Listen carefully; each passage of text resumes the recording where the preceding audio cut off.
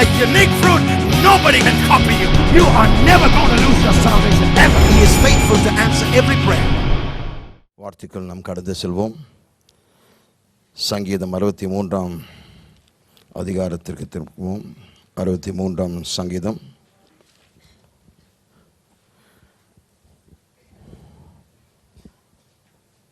புத்தாண்டில் இந்த செய்தியினுடைய தொடர்பு நாம் ஆரம்பித்தோம். சுதந்திரித்துக் கொள்ளக்கூடிய நேரம் இது என்று ஆரம்ப செய்தி கொடுத்தோம். எப்படி தேவன் நமக்காக வாக்கு பண்ணினதை, தேவன் நமக்காக கொடுத்ததை எப்படி நாம் பெற்றுக்கொள்வது, அதை குறித்த சில கோட்பாடுகள், விதிமுறைகள் போதித்தேன். அதன் பின்பு இரண்டாவது செய்தியாக it is time to break new ground, புதிய இடத்திற்குள் பிரவேசிக்கக்கூடிய, புது வழி கண்டு உதவக்கூடிய நேரம் இது என்று நான் போதித்தேன். அந்த பிரேக்கிங் நியூ கிரவுண்ட் என்ற விளக்கத்தை, இதுவரைக்கும் போகாத புதிய இடங்களுக்குள் பிரவேசித்து இதுவரைக்கும் செய்யாத காரியங்களை செய்வது, சாதிப்பது. மூன்றாவதாக, இதுவரைக்கும் நீங்கள் சாதித்த காரியங்களுக்கு அப்பாற்பட்ட விதத்தில் நாம் சாதனைகளை செய்ய வேண்டும் என்று நான் நம்புகிறேன். ஏனென்றால் நாம் அனைவரும் சாதிக்கும்படியாக பிறந்திருக்கிறோம். இதை சொல்லும்பொழுது சிலர் கூச்சப்படுறாங்க. நேற்றைய தினத்தில் ஒரு இளம் சகோதரனிடத்தில் பேசி கொண்டிருந்த சமயத்தில், உன்னுடைய ஃபீல்டில் நீ சாதிக்கணும் என்று சொன்ன உடனே சிரித்தாங்க. கொஞ்சம் அப்படியே ஏக்கமிட்டாங்க. அப்படியே அவங்களுடைய இருதயமே அடக்கிற மாதிரி ஒரு பெருமூச்சு விட்டாங்க. அப்போ நான் சொன்னேன், பெருமூச்சு விடக்கூடிய நேரம் இல்லை, அல்லேலூயா சொல்லி சாதிக்கக்கூடிய நேரம். காரணம், நாம் யோசிக்கிற காரியம், நம்ம ரொம்ப ஆவரேஜ் படிப்பு. நான் சொல்கிறேன், நான் ஆவரேஜை விட கீழே இருந்தேன். ஆனால் கர்த்தர் நம்மை தெரிந்து கொண்டிருப்பார். ஆனால் உலகமே நமக்கு மேடைதுங்க. ஆனால் அந்த மேடையில் ஏறும்பொழுது நம்முடைய பெருமிதத்தை வெளிப்படுத்தக்கூடிய நேரம் இல்லை, கர்த்தரை மகிமைப்படுத்தக்கூடிய நேரம். நான் ஏன் சிறந்து விளங்க வேண்டும்? நான் ஏன் சராசரி மனுஷனாக இருக்க முடியாது? நான் அப்படிப்பட்ட தேவனை சேவிக்கிறேன். நான் அவருடைய பிள்ளை, அவருடைய குமாரன், அவருடைய மகன். ஆகவே தான் உலகத்தை விட நான் சிறந்து விளங்க வேண்டும். எனக்குள் ஞானம் உள்ளவரே தங்குகிறார். அப்போ நான் அறிவுக்கு போராட வேண்டிய அவசியம் இல்லை. சிலர் யோசிக்கிறாங்க, நான் அவ்வளோ அறிவில்லை விருதார். இது நம்முடைய அறிவை சார்ந்தது அல்ல, நம்முடைய விசுவாசத்தை சார்ந்தது. நம்முடைய இருதயத்தில் என்ன இருக்குதுங்க? புதிய இடங்களுக்குள் நாம் பிரவேசிக்கணும், புதிய காரியங்கள் சாதிக்கணும். சாகிறதுக்கு முன்னாடி இவர் இதுதான் செஞ்சாருன்னு சொல்லணும். இருக்கிறீங்களா? ஆகவே பெருமூச்சு விடாதீங்க. ஆமென் ஆமென் சொல்லிட்டு படிங்க, வாசிங்க, கர்த்தருக்கென்று பெரிய காரியங்களை செய்வோம். ஆமென். எப்பொழுதுமே ஞாபகம் வச்சுக்கோங்க, கர்த்தர் இதை செய்வார். என்னை பலப்படுத்துகிற கிறிஸ்து இயேசுனால் எனக்கு எல்லாவற்றையும் செய்ய பலன் உண்டு, இன்க்ளூடிங் சாதனை. இருக்கிறீங்களா? சென்ற வாரத்திலிருந்து மிக முக்கியமான ஒரு செய்தி, இதுதான் அந்த வருஷத்தினுடைய மைய செய்தி என்று நான் விசுவாசிக்கிறேன். அது என்னவென்றால், தேவனோடு நெருக்கமான உறவு கொள்ளும் நேரம் இது. தேவனோடு நெருக்கமான உறவை வைத்துக் கொள்ளக்கூடிய நேரம் இது என்று சென்ற வாரத்தில் பேசினேன். முதலாவது நான் சொன்ன காரியம், தேவன் நம்மை அவரோடு ஒரு நெருக்கமான உறவு வைப்பதற்கு தான் நம்மை உண்டாக்கியிருக்கிறார், நம்மை சிருஷ்டித்தார். மனிதனுடைய வடிவத்தை பார்க்கும்போது, உங்களுடைய டிசைன் நீங்கள் பார்க்கும்போது, நீங்கள் எதற்காக வடிவமைக்கப்பட்டீங்கன்னா தேவனோடு ஒரு நெருக்கமான உறவை கொள்வதற்கு. அதை நாம் புரிந்து கொள்ள வேண்டும். அதன் பின்பு உறவுகளினுடைய 4 வகைகளை குறித்து நான் பேசினேன். முதலாவது டைரக்ட் ரிலேஷன்ஷிப், நேரடியான உறவு. இது எல்லா மனிதர்கள் தேவனிடத்தில் நேரடியான ஒரு உறவை வைத்திருக்கிறார்கள். நீங்கள் ரட்சிக்கப்பட்டீர்களோ ரட்சிக்கப்படாதவர்களோ எல்லாருமே ஒரு நேரடியான உறவு. காரணம் 4 காரியங்கள். முதலாவது, தேவன் நம்மை படைத்தார். ஆகவே நீ கர்த்தரை நம்பினாலும் நம்பாவிட்டாலும் சரி, இப்போ வந்து நாத்திகர்கள் கூட தேவனோடு நேரடியான ஒரு உறவு வைத்திருக்கிறார். காரணம், தேவன் அவர்கள் மனுஷனை அனைவரும் அவர் படைத்திருக்கிறார், மன வர்க்கத்தை படைத்திருக்கிறார். ரெண்டாவதாக, இந்த பூச்சக்கரத்தினுடைய அதிகாரி சர்வாதிகாரியாக இருக்கிறார். மூன்றாவதாக, அவர் எல்லாவற்றையும் தாங்குகிறவர். நல்லோர் மீதும் தீயோர் மீதும் சூரியனும் உதிக்கும் பண்ணுகிறார், மழையும் அனுப்புகிறார், விளைச்சலும் கொடுக்கிறார், எல்லாவற்றையும் செய்கிறார். ஏன் செய்கிறார்? இந்த நேரடியான உறவு நிமித்தமாக. நான்காவது, நம்மை நியாயம் தீர்க்கக்கூடிய நியாயாதிபதியாக இருக்கிறார். இந்த 4 காரியங்கள் நிமித்தமாக எல்லா மனிதர்கள் தேவனோடு நேரடியான உறவு வைத்திருக்கிறார்கள். ரெண்டாவதாக, a distinct revelation, ஒரு தனிப்பட்ட உறவு. தனிப்பட்ட உறவு என்று சொல்லும்போது, பாவி இருந்த நாம் நம்முடைய பாவத்தை உணர்ந்து நம்முடைய பாவத்திற்காக இயேசு கிறிஸ்து இந்த பூமி வந்து உயிர் கொடுத்து நம்மை ரட்சிக்கும்படியாக அவர் தம்முடைய இரத்தத்தையும் சிந்தி அவருடைய உயிர் கொடுத்தார். அவரை நம்முடைய சொந்த இரட்சகராக ஏற்றுக்கொண்டு அவரை பின்பற்ற ஆரம்பிக்கிறோம். பாவ வாழ்க்கை விட்டு விடுகிறோம். இந்த தனிப்பட்ட நெருக்கமான உறவு ஆரம்பிக்கப்படுகிறது. அடுத்தபடியாக, மூன்றாவது நான் சொன்ன காரியம், a distant relationship, தூரத்தினுடைய உறவு. ரட்சிக்கப்பட்டிருக்கிறோம், ஆனால் தேவனோடு ஒரு நெருக்கமான உறவு வைத்துக் கொள்வது கிடையாது. அவ்வப்பொழுது சபைக்கு வருவது, பிரச்சனை இருக்கும்போது தான் ஜெபிக்கிறது, பிரச்சனை இருக்கும்போது தான் வேதத்தை வாசிக்கிறது. சில மக்கள் சர்ச்சில் பார்த்தோன்னா நன்றாக புரிஞ்சும் பிரச்சனை இருக்குதுன்னு அர்த்தம். அந்த பிரச்சனை தீர்ந்த உடனே அவங்களும் தீர்ந்து போயிடுறாங்க.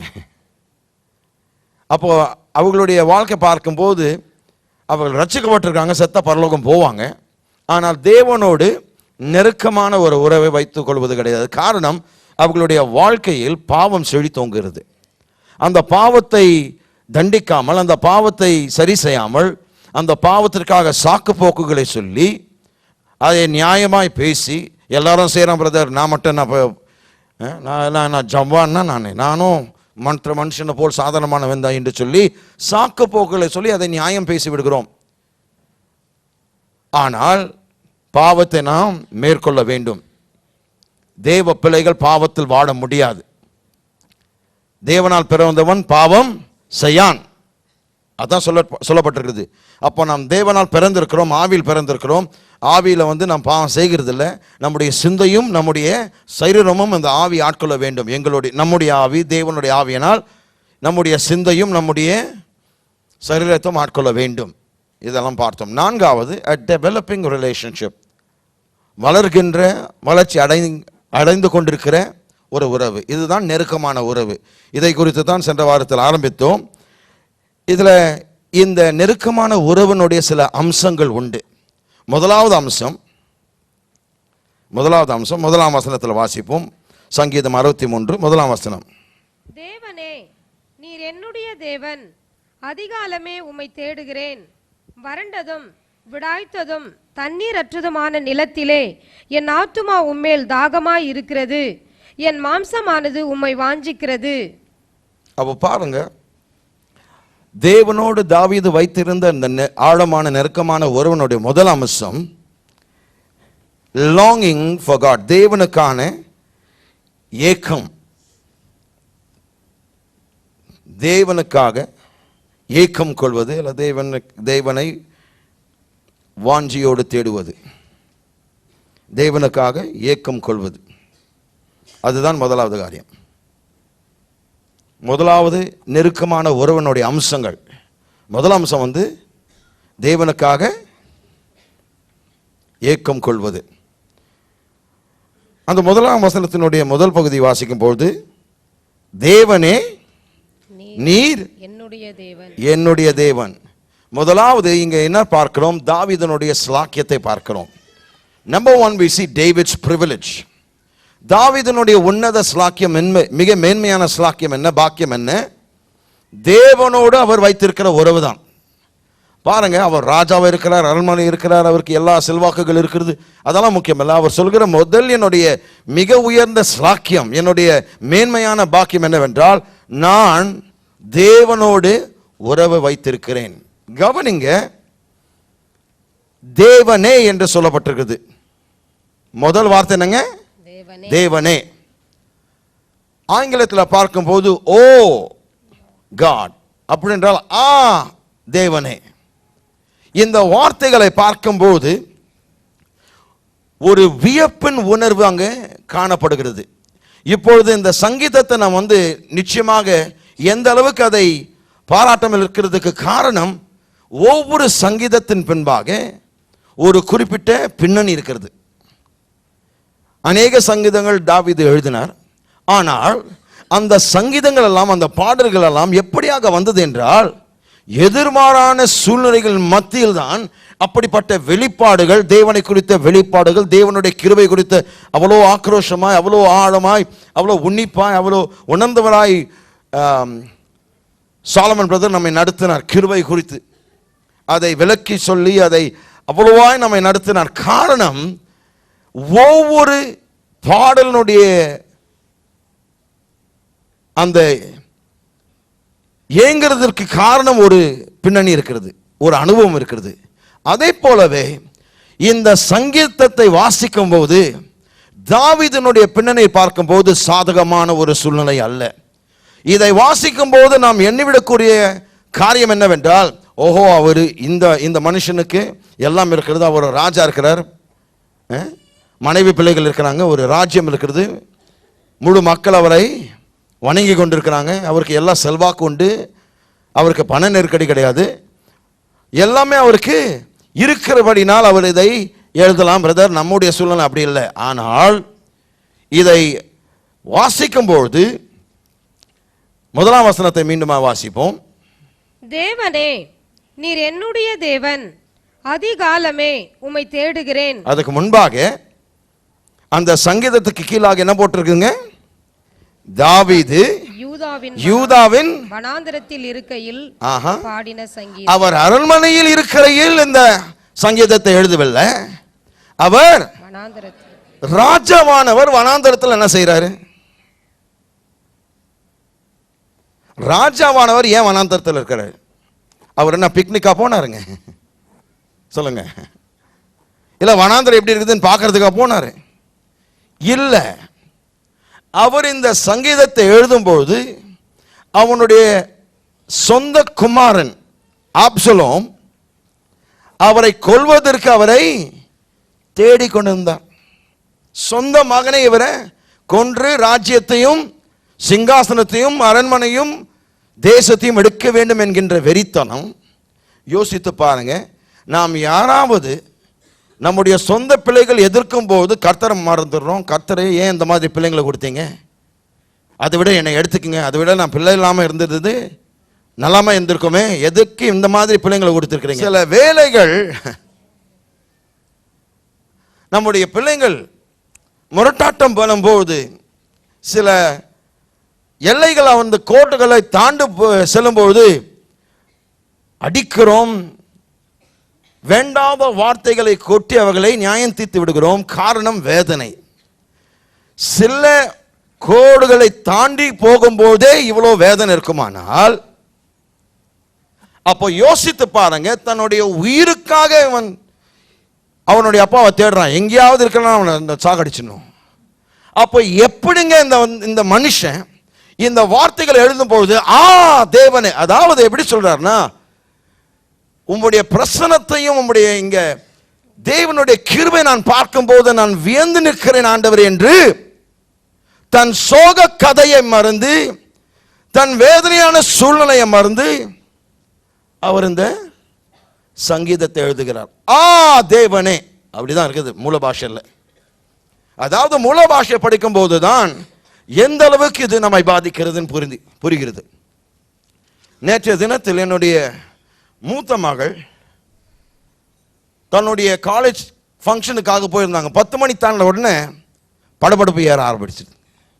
என்ன பெண் பிள்ளை எல்லாம் காலேஜ் அங்கே தான் இருக்குதுங்க, முழு காலேஜ் இருக்கு, அவங்க டிபார்ட்மெண்ட் அன்னைக்கு செய்ய வேண்டியது நேற்று அவங்க தான் பண்ணி ஆகணும், இருந்து ஆகணும். ஆனால் 10 மணி தாண்டின உடனே நமக்குள்ள ஒரு பதட்டம், ஒரு பயம். கூப்பிடுறேன் ஃபோன் எடுக்க உடனே இன்னொரு பாப்பாவை கூப்பிட்டு நீ அங்கே இருக்கிறேம்மா கூட்டின்னு வந்துரு, அப்படியெல்லாம் செஞ்சுன்னு. இந்த காரணம், ஒரு பிள்ளை வரலன்னா எவ்வளோ ஒரு தகப்பன் இயங்குகிறார். எந்த தப்பும் பண்ணலாம், அவங்க டிபார்ட்மெண்ட் செஞ்சு தான் ஆகணும், அதுக்கு எந்த விதமான அதுலேருந்து வரவும் முடியாது. ஆனாலும் பாருங்க, பெத்த உலம் எப்படி துடிக்குது பாருங்க. அப்போ தன் சொந்த மகன் தன் உயிருக்காக சுற்றி திரிகிறான் என்று கேள்விப்பட்ட உடனே தேவனை சபிக்காமல், பிள்ளையை சபிக்காமல், எந்த ஒரு தீமையான வார்த்தை பேசாமல் அவர் அங்கு நின்று பாடுகிறார், தேவனை நான் வியப்போடு நிற்கிறேன். கவனிங்க, எப்பொழுது இதை எழுதுகிறார், எந்த நேரத்தில் எழுதியிருக்கிறார்? அரண்மனை, கிரீடம், அவருடைய கணம், அவருடைய மக்களுடைய உள்ளம், அவருடைய மகன் அப்சலோமுடைய அன்பு எல்லாம் பறி கொடுத்த போது அந்த பாடலை எழுதுகிறார். இங்கு அமர்ந்து கொண்டிருக்கிற நீங்கள் யாராவது, என்னையும் சேர்த்து சொல்றேன், எவ்வளவற்றை இழந்த பிறகு தேவனுக்கு முன்பாக வியப்போடு நிற்க முடியுமா? அதான் கேள்வி.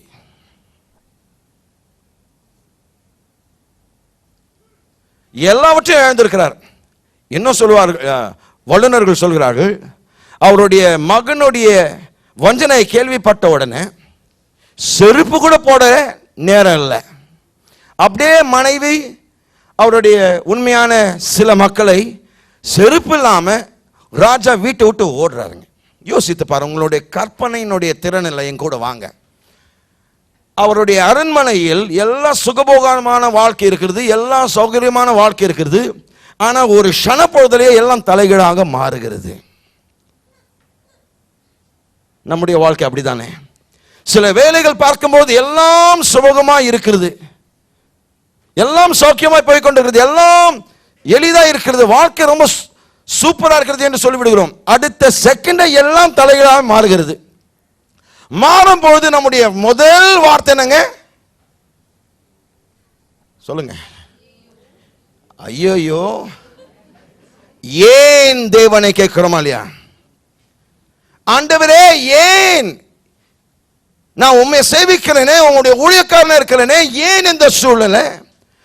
நான் வசனத்தை கேட்கிற, தசமபாவம் கொடுக்கிற, எல்லாம் செய்கிறேன், ஏன் திடீரென்று என்னை கைவிட்டீர்? நம்முடைய வாயிலிருந்து வரக்கூடிய முதல் வார்த்தை ஏன். ஆனால் இவருடைய வாயிலிருந்து வர முதல் வார்த்தை தேவனே. ஐயோ இல்லை,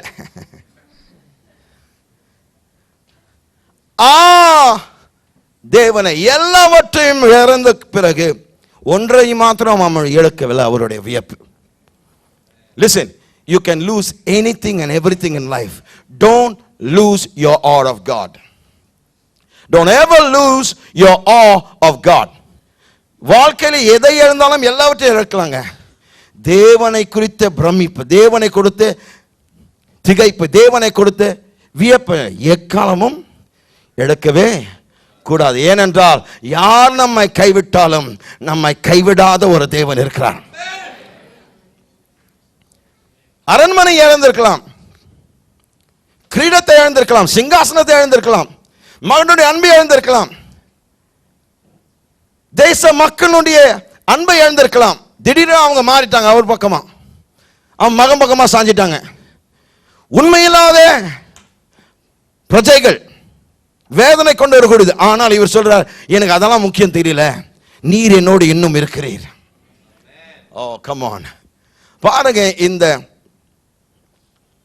தேவனை என்று சொல்லும்போது அந்த தேவனை என்கிற வார்த்தை எபிரேய மொழியில எலோஹிம். ஏன் அது முக்கியம்? அவர் நெருக்கமான சூழ்நிலையுடைய உச்சக்கட்டத்தை அடைந்த பிறகு, மிக மிக மோசமான சூழ்நிலை, தாங்க வண்ண துயரம் அவருடைய வாழ்க்கையில் இருக்கிறது.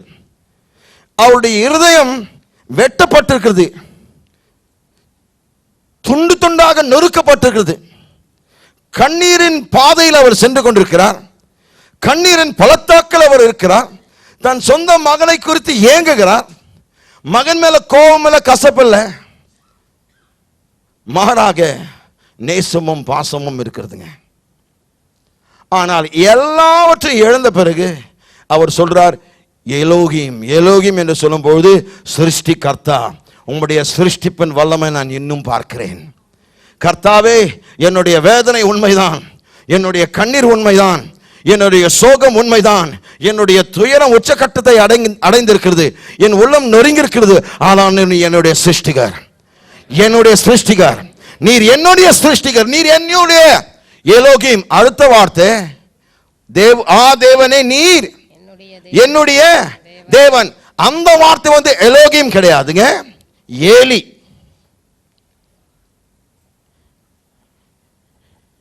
ஏலி ஞாபகம் இருக்குதா? இயேசுவானவர் சிலுவையில் தொங்கின பொழுது ஏலி ஏலி நாமா சபத்தனை, ஏலி ஏலி என்று சொல்லும் பொழுது என் தேவனே என் தேவனை என் தேவன் என்று சொல்கிறார். கவனிக்க வேண்டும், இதுதான் நம்முடைய ஸ்லாக்கியம்.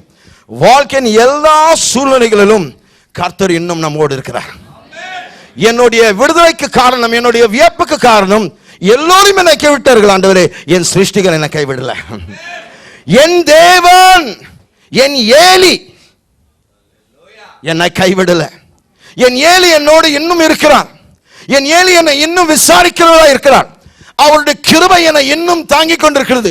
ஆகவே இதிலிருந்து நான் மீண்டும் வருவேன். பக்கத்தில் பார்த்து சொல்லுங்க, என் சூழ்நிலையிலிருந்து நான் மீண்டும் வருவேன். ஹல்லேலூயா. எதிர்மாறான சூழ்நிலை என்னவாய் இருந்தாலும் நான் சொல்கிறேன், உன் தேவன் உன் எலோகிம் உன் ஏலி இருக்கிற வரைக்கும் நீ மீண்டும் திரும்பி வருவாய். ஒரு திருப்பம் உங்களுக்கு நேராய் வரும். ஏனென்றால் அவர் உன் தேவனாய் ஷண்டபா. பாருங்க, தன்னுடைய கைவிடப்பட்ட நேரத்தில் வனாந்தரத்திலிருந்து பரலோகத்தை உற்று நோக்கி பார்த்து அவர் சொல்கிற வார்த்தைகள், தேவனே நீர் என்னுடைய தேவன். அது மூல பாஷையில் வாசிக்கிறேன், முதலாவது ஆங்கிலத்தில் சொல்கிறேன். Let me paraphrase it for you. Oh thou ever awful one, my strength, my mighty God art thou. அப்படி என்றால்,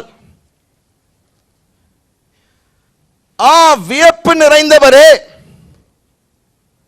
திகைப்பு நிறைந்தவரே, நீர் என் பலன், என்னுடைய சர்வ வல்லமையுள்ள தேவன்.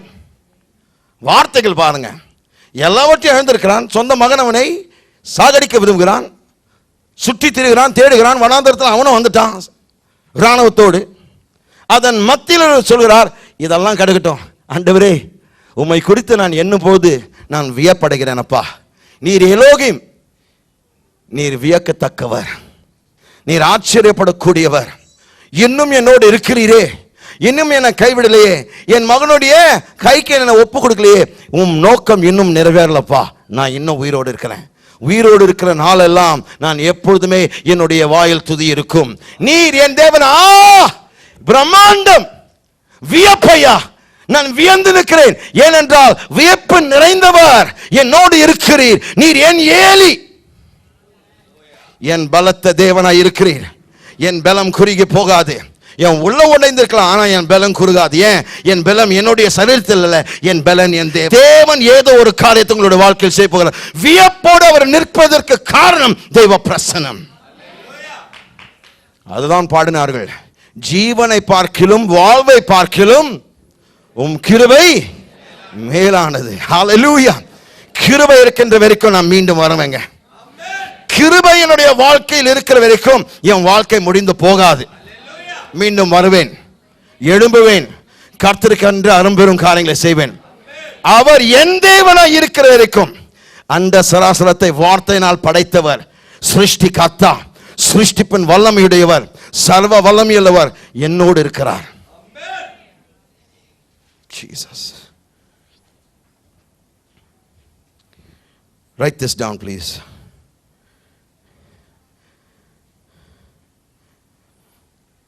The way you know that you have found God is that you have a spiritual appetite for Him. The way you know that you have found God is that you have a spiritual appetite for Him. நீங்கள் தேவனை கண்டு கொண்டீர்கள் என்று நீங்கள் தெரிந்து கொள்வதற்கு உங்கள் ஆவிக்குரிய பசையை அது காண்பிக்கிறது. எப்படி எனக்கு தெரியும் நான் தேவனை கண்டுபிடித்திருக்கிறேன்? எப்படி எனக்கு தெரியும் தேவன் என்னோடு இருக்கிறார்? அவர் மீது எனக்கு இருக்கிற பசி தான். வனாந்தரத்தில் இருக்கிறேன், வேதனையில் இருக்கிற, சோகத்தில் இருக்கிறேன், கண்ணீர் சிந்து கொண்டிருக்கிறேன், ஆனால் என் பசி இன்னும் போகல. அவர் மீதான இருக்கிற என் பசி, என் ஆன்மீக பசி இன்னும் இருக்கிறதுங்க. அது வளர்ந்து கொண்டிருக்குது. இன்னும் சொல்ல வேண்டும் என்றால், என்னை எவ்வளவு நீ நெருக்கினாலும் இன்னும் அவர் மேல நான் பசிதாகம் உள்ளவனாக இருப்பேன். The more you pressure me, the more I love him. Talk to me somebody. The more you pressure me, the more I'll treasure him. என்னை எவ்வளவுதான் நீ அழுத்தினாலும் இன்னும் அவர் என்னுடைய பொக்கிஷமாய் நான் கருதுவேன். ஏனென்றால் என்னுடைய மனப்பான்மை சூழலின் மீது அல்ல, அதை விட பெரிய தேவன் மீது இருக்கிறது. அவர் எலோகிம். அந்த வெளிப்பாடு கிடைச்ச உடனே அவன் சூழலை மறந்துட்டான். அவருடைய மகன் செய்த தீமையை மறந்து விட்டார். மற்ற எல்லா காரியத்தையும் ஒதுக்கி விட்டு தேவன் மீது அவருடைய முழு கவனத்தை செலுத்துகிறார். அதான் முக்கியங்க. நம்முடைய வாழ்க்கையில் நாம் எப்படி தெரிஞ்சுக்க முடியும் தான் தேவனை கண்டுபிடித்திருக்கிறேன்னு? எப்படி தெரிஞ்சுக்க முடியும் என்று சொல்லட்டுங்களா? தேவன் மீது உங்களுடைய பசி எப்படி இருக்கிறது? வெறும் கேள்வியே கேட்டுட்டு இருந்தான்னு வச்சுங்களேன், உண்மையான உறவு அல்ல, தூரத்து உறவு. ஏனென்றால் ஆசீர்வாதங்கள் கிடைக்கிற வரைக்கும் ஹல்லேலூயா, ஸ்தோத்திரம், சாட்சி எல்லாம். சில நெருக்கமான சூழ்நிலை வரும்போது கர்த்தர் எங்க, ஏன் பதில் கொடுக்கல, ஏன் கைவிட்டார், ஏன் என்னை விட்டு விலகினார், ஏன் எனக்கு உதவி செய்யல, ஏன் எனக்கு வேலை கொடுக்கல, ஏன் எனக்கு அந்த சீட்டு தரல, ஏன் ஏன் ஏன் என்று கேட்கிறோம். இவர் எந்த ஏன் கேட்கல, அவர் ஆன் சொல்றார். அவர் சொல்றார், நாம் வியந்து போயிருப்பதற்கு காரணம் இந்த இடத்துல கூட தேவ பிரசனம் இருக்குது. இந்த வனாந்தரத்தில் தேவன் இருக்கிறாரே, நான் தனிமையால் அல்ல. கைவிடப்பட்டிருக்கலாம், ஆனால் நான் தனிமை அல்ல. I am desolate but not isolate. Are you getting me? Are you feeling me, please?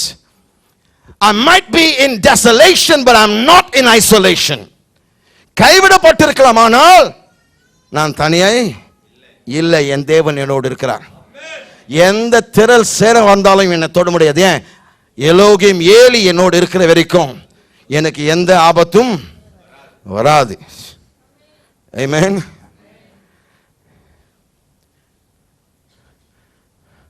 தாவீது தேவனை அவருடைய தனிப்பட்ட தேவனாய் அறிந்திருந்தான். David knew God as his personal God. அவர் சொல்கிற வார்த்தைகள் பாருங்க, தேவனே நீர், அடுத்த வார்த்தை என்னங்க? என்னுடைய தேவன். எல்லாரும் சொல்லுங்க, தேவனே நீர் என்னுடைய தேவன். எலோகிம் நீர் என்னுடைய பலத்த தேவன், வல்லமையுள்ள தேவன். நீர் என் ஏலியா இருக்கிறீர், உமக்கு நன்றி. நான் சொல்கிறேன், வேற எந்த வார்த்தை சொல்ல வேண்டாம். இந்த வார்த்தைகள் சொன்னாலே எல்லா சூழ்நிலைகள் மாறி போகும். அந்த சூழ்நிலைகளை குறித்து ஏக்கம் போய்விடும். ஏனென்றால் தேவனுக்காக ஏக்கம் கொள்ளும் போது மற்ற சூழ்நிலைகள் நம்ம ஏங்க வைக்காதுங்க.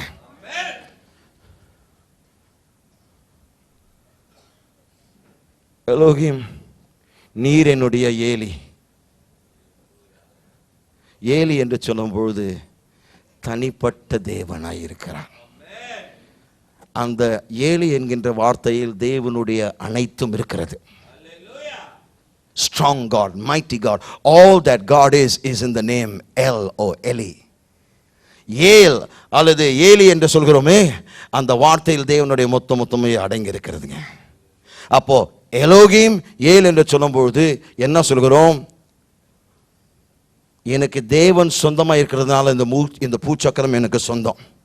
இருக்கிற எல்லா செல்வாக்குகள், இருக்கிற எல்லா ஆஸ்திகள், இருக்கிற எல்லா ஐஸ்வர்யங்கள், இருக்கிற எல்லாமே, எல்லா உலகங்கள் என்னுடையது. ஏனென்றால் தேவனை கொண்டவன் அனைத்தையும் கொண்டிருக்கிறான். அதுதான் வியப்போடு சொல்கிறான்.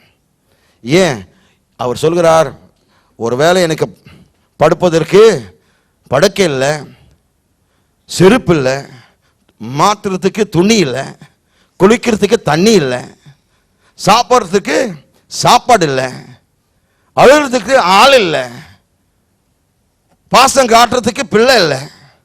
ஆனால் உயர்த்தக்கூடிய தேவன் இருக்கிறார், காக்கக்கூடிய தேவன் இருக்கிறார், பராமரிக்கக்கூடிய தேவன் இருக்கிறார்.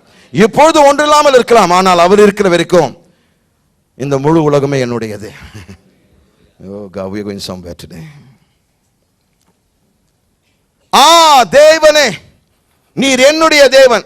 கவனிங்க, தாவீது பரவாயில்லை நீர் என் தேவன், இந்த மற்ற தேவர்களால் இருக்கு, ஆனால் உம்மை நான் தெரிந்து கொண்டேன் என்று சொல்லவில்லை. மற்ற தேவர்களும் இருக்க ஆண்டவரே, ஆனால் நான் செய்த புண்ணியம் உம்மை நான் எடுத்துக்கிறேன், என் தேவனாக நான் ஏற்றுக்கொள்கிறேன், தெரிந்து கொள்கிறேன் என்று அவர் சொல்லவில்லை. அவர் இந்த வார்த்தைகள் மூலமாய் ஒரு நெருக்கமான தனிப்பட்ட உறவின் அடையாளமாக தான் இந்த அறிக்கை, இந்த வார்த்தைகள். தேவனே நீர் என்னுடைய தேவன் எதற்கு அடையாளமாக இருக்கிறது? ஒரு நெருக்கமான தனிப்பட்ட உறவுக்கு அடையாளமாக இருக்குது. அப்படி என்றால் தாவீதுக்கு தேவன் பொன்னினாலோ வெளியினாலோ மரத்தினாலோ அல்லது கல்லினால் செய்யப்பட்ட ஒரு விக்கிரகம் அல்ல. அவர் ஜீவனுள்ள தேவனாய் இருக்கிறார்.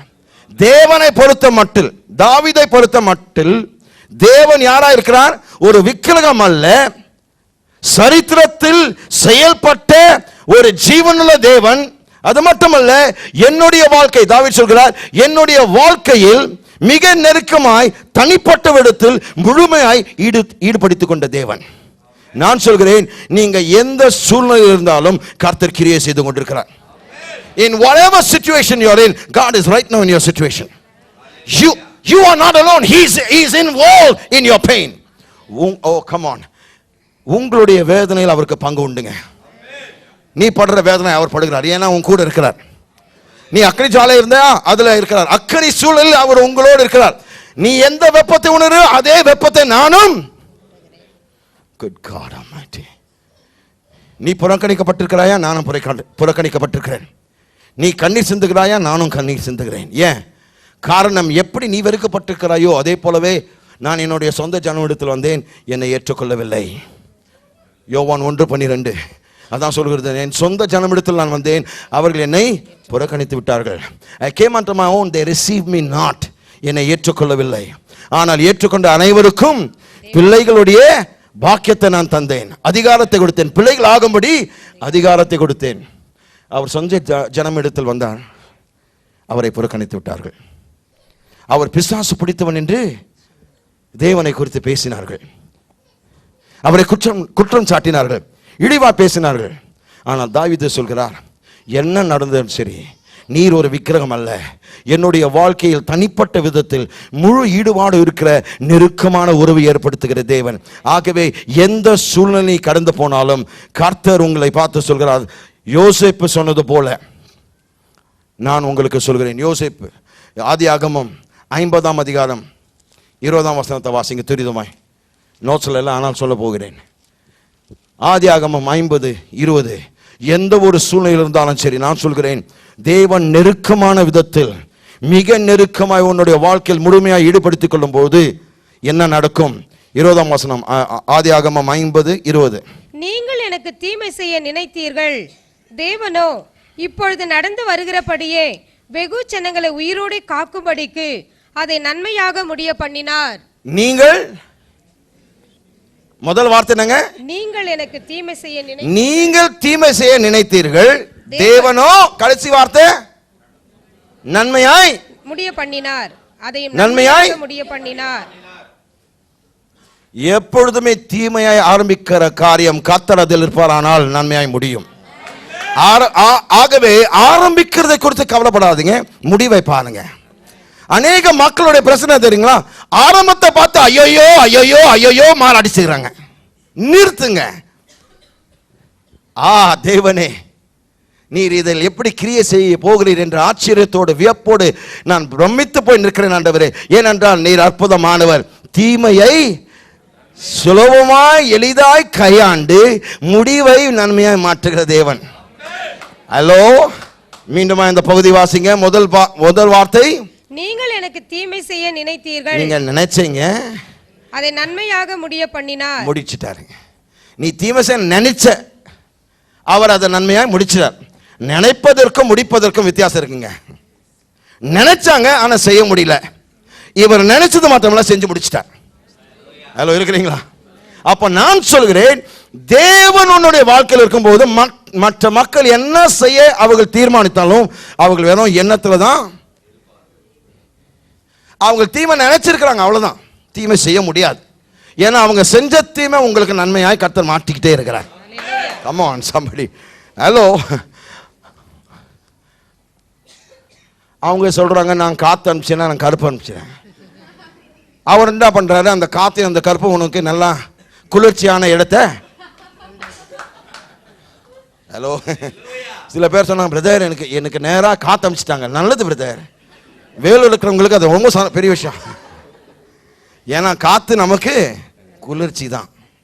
கருப்பா பண்ணா பிரதர், கருப்பு என்ன பிரதர், கருப்பு வெள்ளையா மாத்திடலாம். அரசாங்கம் மட்டும் இல்லைங்க, நம்ம கூட கருப்பு வெள்ளையா மாத்தலாம். அவங்க என்ன போராடி இருக்கிறாங்க மாத்துறதுக்கு. நம்ம ஏற்கனவே மாற்றப்பட்டிருக்கிறோம். கருப்பு உள்ளங்களை கர்த்தர் வெள்ளை உள்ளங்களாய் மாற்றிருக்கிறார். அவரோட ரத்தத்தை நம்மை பஞ்சை போல் வெண்மையுள்ளவர்களாக மாற்றி விட்டார். காத்து கருப்பு குறித்தெல்லாம் யோசிக்காதீங்க. ஏதாவது ஏவ விட்டாங்க, என்னதான் ஏவ விட்டாங்க, அதை குறித்து நீங்க கவலைப்படுறீங்க. ஏவ விட்டதை விட கூட இருக்கிறவர் பெரியவர். அப்ப ஏவுனது ஏவுதெல்லாம் இருக்கட்டுமே. ஏனென்றால் நீங்கள் தீமை செய்ய நினைத்தீர்கள், தேவன் அதை நன்மையாய் முடிய பண்ணினார். ஆகவேதான் தாவீது இப்படிப்பட்ட ஒரு நெருக்கடியில் இப்படிப்பட்ட வார்த்தைகளை எழுத முடிகிறது. ஆமென். தேவனோடு தாவீது ஒரு நெருக்கமான தனிப்பட்ட உறவை வைத்திருந்தார் என்று எந்த ஒரு நபர் அதே போலவே தேவனோடு தனிப்பட்ட நெருக்கமான உறவை இயேசு கிறிஸ்துவின் மூலமாய் வைக்க முடியும். இந்த நாளில் ரட்சிக்கப்படாத யாராவது நீங்கள் இருப்பீர்களானால், எப்படி தாவீதுக்கு தனிப்பட்ட நெருக்கமான உறவு தேவனோடு இருந்ததோ அதே போலவே நீங்களும் இயேசு கிறிஸ்துவினுடைய கல்வாரி சிலுவையின் மூலமாய் தேவனோடு தனிப்பட்ட நெருக்கமான உறவு வைத்துக்கொள்ள முடியும். இரண்டாவதாக, முதலில் தாவீதினுடைய ஸ்லாக்கியத்தை பார்க்கிறோம். இரண்டாவதாக தாவீதினுடைய முன்னுரிமை பார்க்க போகிறோம். David's priority. மீண்டுமாய் சங்கீதம் 63க்கு திருப்புவோம். 1ஆம் வசனம், 2வது பகுதி. தேவனே நீர் என்னுடைய தேவன் சொல்லிட்டோம். அடுத்தது, அதிகாலமே உம்மை தேடுகிறேன். ஹல்லேலூயா. என்னங்க, மதியான வேளையில் உம்மை தேடுகிறேன், சாயங்கால பொழுதில் உம்மை தேடுகிறேன், நடு இரவில் உம்மை தேடுகிறேன்.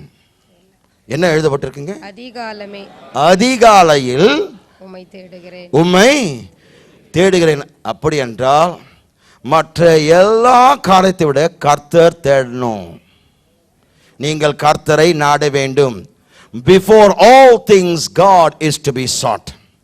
மற்ற எந்த ஒரு காரியத்தை தேடுவதற்கு முன்பாக தேவனை நாம் தேட வேண்டும். அப்படி என்றால் தேவன் நம்முடைய முதல்வராய் இருக்க வேண்டும். நம்பர் 1 பக்கத்தில் பார்த்து சொல்லுங்க, தேவன் உங்களுக்கு முதலாக இருக்க வேண்டும். சமைச்சிட்ட பிறகு நான் கிடைக்கிற நேரத்தை நான் ஜெபம் பண்ணிக்கிற பிரதர், எனக்கு 29 பிள்ளைங்க இருக்கிறது, 29ல் 290 இருந்தாலும் சரி, முதல் இடம் தேவனுக்கு. அதிகாலமே, உங்களுடைய அதிகாலம் என்னன்னு தெரியல, என்னுடைய அதிகாலமும் உங்களுக்கு இப்போ சொல்ல போறதில்லை. தாவீது கவனிக்க வேண்டும். ஏன் இந்த வார்த்தைகள் முக்கியம்? அவரை போல அளவில் உள்ள ஒரு மனுஷன் உலகத்திலேயே அந்த நாளில் இருந்திருக்க முடியாது. ஏன்னா ஒரு தேசத்தினுடைய ராஜா. அப்போ தேசத்தினுடைய எல்லா பிரச்சனை அவர் தலைமையில் இருக்குங்க. எத்தனையோ பேப்பர்ல சைன் போட வேண்டியதா இருக்கிறது, 1008 வேலைகள் இருக்கிறது. ஆனால் அவர் சொல்றார், அதிகாலமே நான் செய்கிற முதல் காரியம் உம்மை நான் தேடுகிறேன். கவனிங்க, அவர் சொல்கிறார் அதிகாலையில் உம்மை தேடுகிறேன். எப்படின்னா, இது எதுக்கு ஒப்பா இருக்கிறதுனா, வனாந்தரத்தில் தேவன் இஸ்ரவேல் மக்களுக்கு மன்னாவை கொடுத்த பொழுது வேதம் சொல்கிறது, சூரியன் உதிப்பதற்கு முன்பாகவே அவர்கள் என்ன செய்யணும்? வெளியே போய் அதை சேகரித்து கொண்டு வர வேண்டும், கலெக்ட் பண்ணிட்டு வரணும். யோசித்து பாருங்க, சூரியன் தோன்றுவதற்கு முன்பாக, உதிப்பதற்கு முன்பாக, அதாவது சூரியன் எழுவதற்கு முன்பாக இவங்க எழுச்சிக்கணும். எத்தனை பேர் சூரியன் எழுப்பதற்கு முன்பாக நான் எழுந்திருக்கிறேன் என்று சொல்ல முடியும்? சில பேரை சூரியன் உதித்த பிறகுதான் நம்ம உதிக்கிறோம். But the son of righteousness woke up before the son of creation. சிருஷ்டிப்பின் சூரியன் எழுவதற்கு முன்பாகவே நீதியின் சூரியன் இயேசு கிறிஸ்து எழுந்தார். அதற்கு உதாரணம் கொடுக்கிறேன், வசனம் அதற்கு பின்பாக. ஆனால் இந்த ஏர்லி என்று பார்க்கும்போது இந்த மன்னாவை சேகரித்து பெறுவதற்கு அவர்கள் சூரியன் உதிப்பதற்கு முன்பாக எழும்ப வேண்டும். இதற்கு ஒரு சிறப்பான கான்ட்ராஸ்ட், முரண்பாடு இயேசு கொடுக்கிறார். யோவான் எழுதின சுவிசேஷம் 6ஆம் அதிகாரத்திற்கு திருப்புவோம் சீக்கிரமாக. யோவான் 6:48 51 வசனம் வரைக்கும். யோவான், எல்லோரும் திருப்பிக் கொள்ளுங்கள். வேதத்தை கொண்டு வராதவர்கள் டிவி ஸ்கிரீனை பாருங்க. திருப்ப முடியாதவர்கள் கூட நீங்க டிவி ஸ்கிரீனை பார்த்து மெதுவாக திருப்பிக்கிங்க. யோவான் 6:48 வசனம் வரைக்கும். ஜீவ அப்பம் நானே. உங்கள் பிதாக்கள் வனாந்திரத்திலே மன்னாவை புசித்தும் மரித்தார்கள். இதிலே புசிக்கிறவன் மறியாமலும் இருக்கும்படி. இருங்க, இயேசு என்ன சொல்றாரு? 48 வசனம் அவர் என்ன சொல்கிறாருங்க? ஜீவ அப்பம் நானே. ஜீவ அப்பம் நானே. 49 வசனத்துல உங்கள் பிதாக்கள் வனாந்தரத்தில் மன்னாவை புசித்திருந்தோம் மரித்தார்கள். 50 வசனம். இதிலே புசிக்கிறவன் மறியாமலும் இருக்கும்படி வானத்திலிருந்து இறங்கின அப்பம் இதுவே. வானத்திலிருந்து இறங்கின அப்பம் எதுங்க? அவரை குத்து பேசுகிறார். தன் சரீரத்தை காண்பித்து வானத்திலிருந்து இறங்கின அப்பம் இதுவே நானேன்றார். அப்போ கேள்வி என்னன்னா, 48 வசனத்துல ஜீவாப்பம் நானேன்றாருங்க. 51 வசனத்துல என்ன சொல்றாரு? பரலோகத்திலிருந்து இறங்கி வந்த அப்பம் இதுவே அல்லது அப்பம் நானேன்றாரு. 49 வசனத்துல வனாந்தரத்தினுடைய முற்பிதாக்கள் மன்னாவை புசித்திருந்து மரித்து போனார்கள். அப்படி என்றால் அவர் சொல்கிற காரியம், சாவுக்கு ஏதுவான சரீரத்தை ஒரு சில நாட்களுக்கு உயிரோடு வைக்கக்கூடிய உணவை நீங்கள் தேடுவீர்களானால், அதிகாலையில் சூரியன் உதிப்பதற்கு முன்பாக நீ சாப்பிட்டும் ஒரு சில நாட்களுக்குள் மரிக்க போகக்கூடிய மரணத்தோடு இருக்கக்கூடிய சாப்பாடுக்கு நீ எவ்வளவு நேரம் கொடுக்கும் போது, அப்போ ஜீவாப்பம் என்னை உண்டு நீ சாக மாட்டாய், எந்த அளவுக்கு என்னை தேடணும்னு கேட்கிறார். Hello, விளங்கிடுச்சிங்களா? If you can seek with diligence, devotion and delight for something early in the morning that you eat and die, how much more should you put me as number one? ஏன்னா என்னை புசித்தால் நீ சாவதில்லை. அப்போ சாகிற உணவுக்கு நீ விடிய காலையில் எழுந்து நீ கடினமாய் உழைத்து அதை சேகரித்து பல மணி நேரம் அந்த காலையில் எழுந்து, அதாவது 3-4 மணிக்கு எழுந்திருப்பாங்க, எடுத்து சேகரித்து, ஏன்னா வனாந்தரத்தில் இருக்கும் போது சூரியன்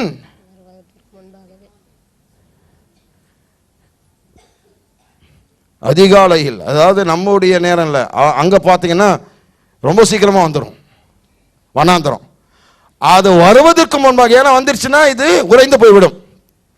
அப்ப கவனிங்க, நீ சாப்பிட்டு சாகக்கூடிய பெரிஷபிள், அதை சொல்றோம், அழிவினுடைய உணவுக்கு நீ இவ்வளவு முக்கியத்துவம் கொடுத்து அதிகாலையில் எழுந்து இவ்வளோ பாடுபடுறியே, என்னை புசித்து சதா காலம் உயிரோடு இருக்கக்கூடிய என்னை என்னைக்காவது அந்த ஆக்ரோஷத்தோடு, அந்த வெறித்தனத்தோடு, அந்த வைராக்கியத்தோடு, அந்த கடினமான உழைப்போடு என்னை தேடி இருக்கிறீர்களா, என்னை உண்டு இருக்கிறீர்களான்னு கேட்கிறாருங்க. யோசித்து பாருங்க. நீங்க காலையில் எழுந்த உடனே அந்த நேரம் முதற்கொண்டு போய் நைட்டில் படுக்கிற வரைக்கும் பம்பர மாதிரி சுத்திட்டு இருக்கிறீங்க. அவ்வளோ அளவல் எதற்காகங்க? அழிவு உண்டாக்கக்கூடிய, மரணத்தை விளைவிக்கக்கூடிய சாப்பாடுக்காக. சிலர் சொல்லுவாங்க, ஒரு ஜான் வயிற்றுக்கு நான் பாடுபடுறேன். அப்போ ஒரு ஜான் வயிற்றுக்கு எவ்வளவு பாடுனா, ஜீவனுள்ள தேவன் ஜீவ அப்பம் நானே என்று சொன்னு அவரை நான் உட்கொள்ளும் பொழுது நான் எவ்வளவுக்கு எவ்வளவு, அது ஒரு ஜான் இல்லைங்க, பல ஜானுங்க. சில பேர் சொல்றாங்க ஒரு ஜான் வயிறு, சில பேருடைய வயிறு ஒரு ஜான் இல்லை, பல ஜானுங்க. ஆனால் முக்கியமான கருத்து என்னன்னா, அவர் சொல்றாரு, அந்த அப்பத்துக்கு உன்னுடைய முற்பதாக்கள் காலையில் எழுந்து தேடுவார்களானால் அதைவிட முக்கியமான அப்பம் உனக்கு நான் தருகிறேன், என் சரீரம், ராபோஜனம். என்னை உண்டு நீ நித்தியமாய் ஜீவிக்க வேண்டும், வாழ வேண்டும் என்று நான் விரும்புகிறேன். பிரதர், நாங்கள் கர்த்தரை எப்படி உண்டு கொள்வது, எப்படி அவரை சாப்பிடுவது? வார்த்தையை உண்ணும் கொள்வது, அவரை உண்ணு கொள்கிறோம். வார்த்தையை உண்டு கொள்ளும்போது கர்த்தரை உண்டு கொள்கிறோம். ஏனென்றால் அவர் சொல்கிறார், நானே வார்த்தை. ஆதியில் வார்த்தை இருந்தது, அந்த வார்த்தை தேவனோடு இருந்தது, அந்த வார்த்தை தேவனாக இருந்தது, அந்த வார்த்தை மாம்சமாகி, அந்த வார்த்தை மாம்சமாகின வார்த்தை யாருங்க? இயேசு. அப்போ வார்த்தை உண்ணும் பொழுது இயேசுவை உண்ணுகிறோம், சாப்பிடுகிறோம்.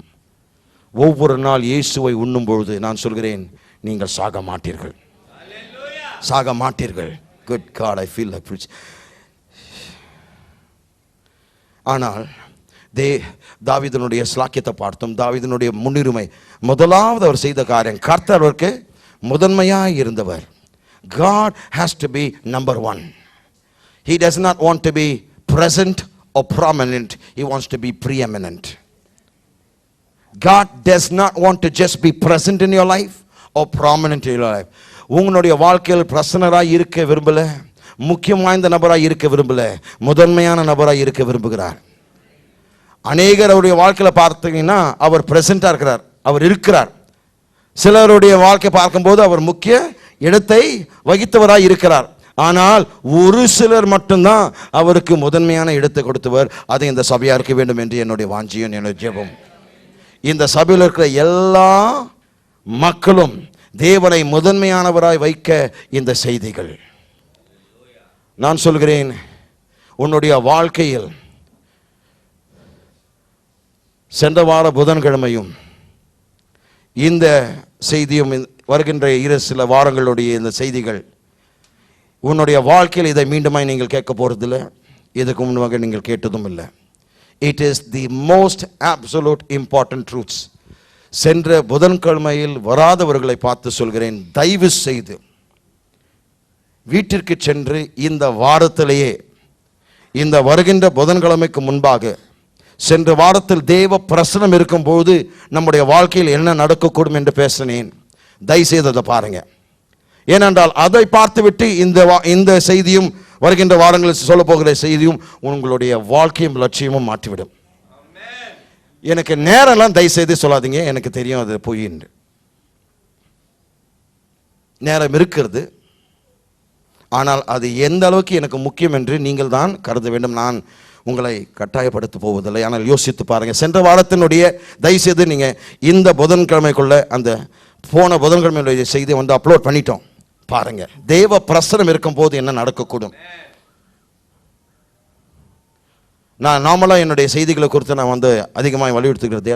ஏன் இதை சொல்கிறேன்னா, கர்த்தர் ஒரு தகப்பன் தன் பிள்ளைகளோடு, இந்த செய்திகள் பிரசங்கங்கள் அல்ல, தேவன் உங்களோடு பேசி கொண்டிருக்கிறாருங்க. It's a father talking to his children, pouring out his heart. அதுதான் நான் சொல்லுவேன். ஒரு பிள்ளைகிட்ட ஒன் ஆன் ஒன், நேருக்கு நேராய் தகப்பன் தன்னுடைய மனசை விட்டு சொல்கிறது தான் இந்த செய்திகள். ஆகவே விழிப்புள்ளவர்கள் தயவுசெய்து நீங்கள் சொல்லுவீங்க, நான் போய் பார்த்தேன். நீங்கள் அதை பார்த்தீங்கன்னா இந்த புதன்கிழமை நீங்கள் தவற மாட்டீங்க. என்னதான் அலுவலாக இருந்தீங்க, நீங்கள் அதை பிரச்சனை. ஏனென்றால் மற்ற எல்லா காரியங்கள் காத்திருக்க முடியும். நான் ஒரே ஒரு கேள்வி கேட்குறேன். சப்போஸ் கர்த்தர் சொல்கிறாரு, நான் இன்னைக்கு உங்களுக்காக வரப்போகிறேன், நான் இன்னைக்கு வரேன், உங்களை எடுத்துக்கொள்ள போகிறேன், ராப்சர், சாவில்லை, பயப்படாதீங்க, ராப்சர், நான் உங்களை கூட்டிட்டு போகிறேன், என்ன செய்தி இருப்பீங்க சொல்லுங்க? கர்த்தர் சொல்லிட்டார், 1:30 மணிக்கு இன்னைக்கு நான் வரேன், உங்களை எடுத்துக்கொள்ள போகிறேன். எத்தனை ஸ்திரீகள் கிச்சனில் போயிட்டு வேலை செஞ்சுருப்பீங்க, சமையல் பண்ணோம் மதியானம். ஏன்னா சர்ச்சில் போயிட்டு வார்த்தை கேட்டால் அவர் கொஞ்சம் நேரம் எடுத்துட்டார் இன்னைக்கு. டைம் ஆயிடுச்சு. வேக வேகமாக எத்தனை சகோதரிமார்கள் சமைப்பீர்கள்?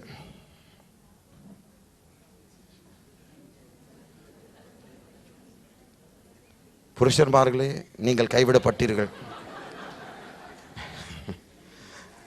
எத்தனை புருஷர்கள் சாப்பாடு ஆகிற வரைக்கும் டிவியாவது கொஞ்சம் பார்ப்போமே, நியூஸ் பார்ப்போம், எத்தனை பேர் பார்ப்பீங்க? வேறு ஏதாவது ஒரு காரியத்தை எத்தனை பேர் செஞ்சுன்னு இருப்பீங்க? இந்த பிள்ளைய பார்த்து கேட்குறேன், நீ என்னம்மா பண்ண படிப்பீங்களா? உங்களுடைய நோட்ஸ் அப்போ படிப்பீங்களா? உங்களை பார்த்து கேட்குறேன், இயேசு வரும்போது நீங்கள் என்ன செஞ்சுருப்பீங்க? காத்திருப்பீங்க. எப்படி காத்திருப்பீங்க? அதான் அதான் அதான் அதான் அதான் ஒரே அப்போதான் இல்லாத வாசிப்பு வரும். கரெக்டுங்களா? லேலூயா, துதி பாருங்க, அப்போ பாயம். வர்ஷிப் லீடர் அங்கே தான் பார்க்க முடியும். ஏன்னா கர்த்தர் வர போகிறார். எல்லாம் நிறுத்துவோம், ஏன்னா அவர் வரார். ஒவ்வொரு வாரமும் உங்களை நினைச்சிட்டு அவர் வராருங்க. நீங்க வரலையே. நீங்க நினைச்சீங்க வரும்போது அவர் சொல்லிட்டார், பிரதர் நாங்கள் காத்திருக்கிறோம், ரெடியாக இருக்கிறோம்.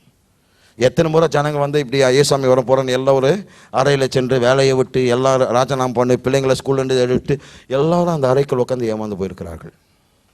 அவர் வரல. ஆனால் நான் சொல்கிறேன், ஒவ்வொரு ஆராதனையில் அவர் வருகிறார். அவர் சொல்கிறாரு, இன்னைக்கு நான் போவேன், என் பிள்ளை வந்து என்னை என் வார்த்தை கேட்க ஓடி வருவாங்க, என் முகத்தை பார்க்க வருவாங்க. ஒவ்வொரு வாரமும் அவர் வந்து வந்து ஏமாந்து போகிறார். காட்சி தான் உண்டு. அவர் வந்து போகிற காட்சி உண்டு. உங்களை வந்து வலாய்க்கட்டு கொண்டு வரதுக்கு நான் சொல்ல, பிரசனத்தை குறித்து தயவு செய்து புரிஞ்சுக்குங்க. நெருக்கமான உறவு வைத்துக் கொள்வர்கள் அவர்கள் நேசிக்கிறவர்களை விட்டு பிரியவே முடிய மாட்டேங்குது. ஏன்னா அவ்வளோ லவ் பாருங்க. வேலைக்கும் போக இஷ்டப்படலை, மனைவியோடு இருக்கணும்னு ஆசைப்படுறாங்க. ஏன்? அந்த அளவுக்கு பாசம், அன்பு. கர்த்தர் சொல்கிறார், நான் இவ்வளோ அன்பு செலுத்திருக்கிறேன், எனக்கு முதன்மையான இடம் கொடுப்பாயா? தேவனுடைய தாவீதுனுடைய ஸ்லாக்கியம், நம்முடைய ஸ்லாக்கியம் என்னங்க? ஜீவனுள்ள எலோகிம் ஏலியின் இடத்துல தனிப்பட்ட நெருக்கமான உறவு. ரெண்டாவதாக தாவீதுனுடைய நம்முடைய முன்னுரிமை என்ன செய்ய வேண்டும்? கர்த்தரை முதல் நபராய், முதன்மையுள்ளவராய் நம்முடைய வாழ்க்கையில் இருக்க வேண்டும். மூன்றாவது காரியம் தாவீதினுடைய நோக்கம். தாவீதினுடைய நோக்கம் அதிகாலம் என்று அதிலிருந்து வாசிங்க. அதிகாலமே உம்மை தேடுகிறேன், வறண்டதும் வறண்டதும் விடாய்த்ததும் தண்ணீர் அற்றதுமான நிலத்திலே என் ஆத்துமா உம்மேல் தாகமா இருக்கிறது. என்ன சொல்றாருங்க? வறண்டதும் விடாய்த்ததும் தண்ணீர் அற்றதுமான நிலத்தில் என் ஆத்துமா உம்மேல் தாகமா இருக்கிறது. கவனிங்க, என் ஆத்துமா தண்ணீரின் மீது தாகமா இருக்கிறது என்று சொல்லாமல், என் ஆத்துமா உம்மேல், வசனம் சொல்லுங்க, உம்மேல் தாகமா இருக்கிறது. உன்மேல் தாகமா இருக்கிறது. என் ஆத்துமா உன்மேல் தாகமா இருக்கிறது. கவனிங்க, என் ஆத்துமா என்னுடைய சத்துனுடைய ரத்தத்தை வாஞ்சிக்கிறது என்று சொல்லாமல், அதற்காக என்னுடைய ஆத்மா தாகிக்கிறது என்று சொல்லாமல், என் ஆத்மா உன்மேல். கவனிங்க, அவர் இன்னும் சொல், என்னுடைய ஆத்மா ஒரு ராஜ்யத்திற்காக, ஒரு அரண்மனைக்காக, ஒரு கிரீடத்திற்காக தாகிக்கிறது என்று சொல்லவில்லை. அவர் என்ன சொல்றாருங்க? என் ஆத்மா உம்மையே தாகிக்கிறது. தாவீதுடைய வாழ்க்கையில் இருந்த அவருடைய நோக்கம் என்ன தெரியுங்களா? கர்த்தரை தேடுவது. David's purpose in life was to seek the Lord and his face. கர்த்தரையும் அவருடைய முகத்தையும் தேடுவது தாவீதுடைய வாழ்க்கையின் நோக்கமாய் இருந்தது. கர்த்தரையும் அவருடைய முகத்தையும் தேடுவது தாவீதுடைய வாழ்க்கையின் நோக்கமாய் இருந்தது. தயவுசெய்து எழுதி கொள்ளுங்க. என்னுடைய வாழ்வின் நோக்கம் தேவனை தேடுவது. எழுதிக்கிங்க, என்னுடைய வாழ்வின் நோக்கமே தேவனை தேடுவது. பணம் அல்ல, வியாபாரம் அல்ல, அதெல்லாம் வரும். அவர் சொல்றார், ஆஸ்தியும் அந்தஸ்தும் உன் வீட்டில் இருக்கும். முதலாவது தேவனுடைய நீதியும் அவருடைய ராஜ்யத்தை தேடுங்கள், இவர்களெல்லாம் கூட கூட்டி கொடுக்கப்படும். அவர் கொடுத்துருவார். முதலாவது நீ கர்த்தரை தேடும் போது, இரண்டாவதாக நீ தேடுறதெல்லாம் உங்களுக்கு வாய்க்கும். நீ எப்பொழுது செய்வதெல்லாம் வாய்க்கும்? 3ஆம் வசனத்தில் சங்கீதம் 1:3 சொல்கிறார், நீ செய்வதெல்லாம் வாய்க்கும். ஆனால் அதற்கு முன்பாக இரவும் பகலும் என்னுடைய வார்த்தை, என்னுடைய பிரமாணங்கள் மீது தியானமாய் இருக்கிற மனுஷன் பாக்கியவான். அவனுடைய பாக்கியங்கள் என்ன?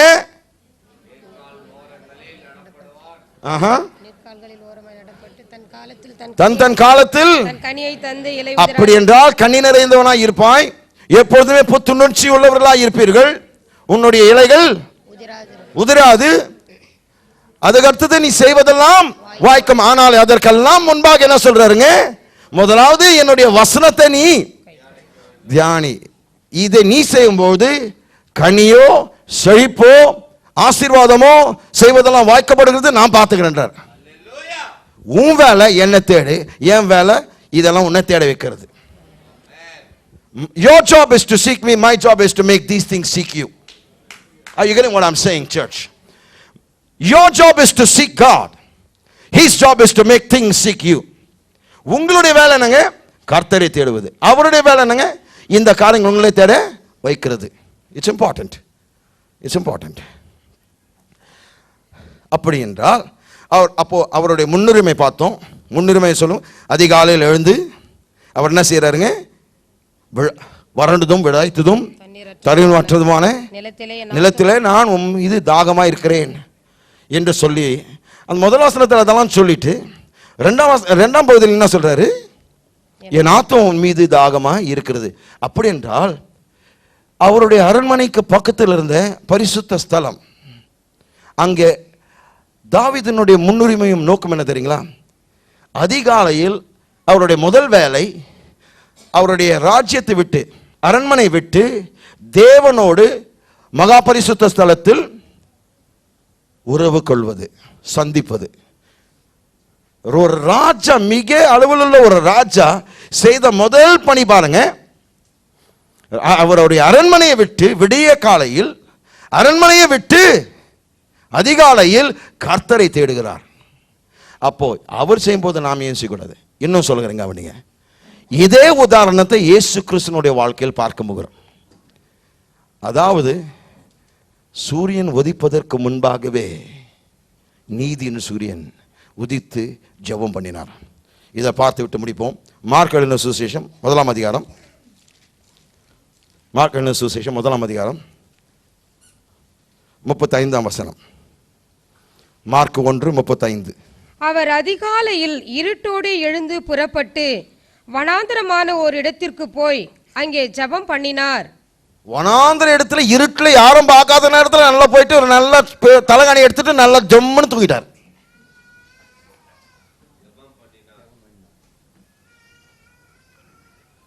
ஏங்க அவர் ஜெபம் பண்ண அவசியமா? அவரே தேவனாய் இருக்கிறார், நமக்கு முன்மாதிரி வைத்திருக்கிறார். அதிகாலையில் இருட்டோட, அதாவது இன்னும் வெளிச்சம் ஆகல, சூரியன் இன்னும் உதிக்கல, சூரியன் என்ன தூங்கி இருக்கிறது, நீதியின் சூரியன் எழுப்பிட்டார். இருக்கிறீங்களா? படைக்கப்பட்ட சூரியன் இன்னும் உதிக்கலைங்க, நீதியின் சூரியன். நான் சொல்கிறேன், சூரிய கதிர்களை விட நீதியின் சூரியனுடைய அன்பின் கதிர்கள் உலகத்தையே தொட்டு கொண்டிருக்கிறதுங்க.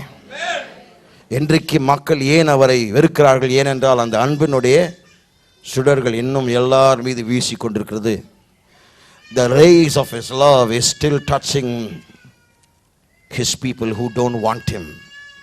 அவரை தேடாத மக்களை இன்னும் அவருடைய அன்பின் சுடர்கள் தொட்டு கொண்டிருக்கிறது.